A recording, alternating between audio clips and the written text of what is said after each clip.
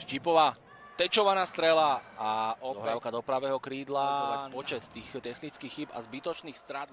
Pekná dohrávka do ľavého krídla, ale koncovka ešte sa snažila posúvať loptu na pravú spojku, tam bola nádej.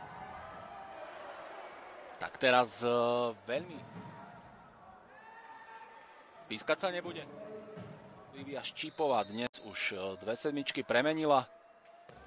A tretiu nie. Alebo na streľbu. Teraz pokus protiútok z druhej vlny. Karlubík z pozície delegáta. Pekný náskok a ešte krát ľavej spojky. Zakončovala nakoniec, respektíve neverila tomu, že sa lopta dostane.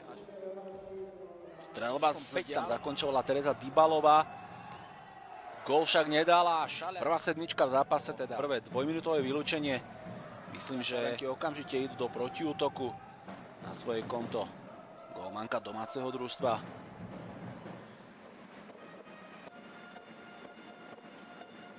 Марині Шалімовій здається інакше.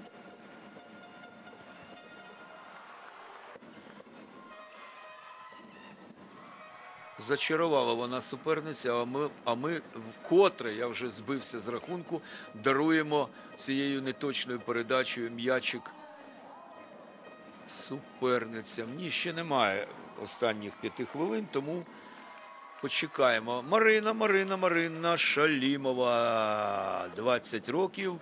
Починала вона в Сквирі на Київщині, дитяча наставниця Тетяна Євніцька. А потім з нею працювала.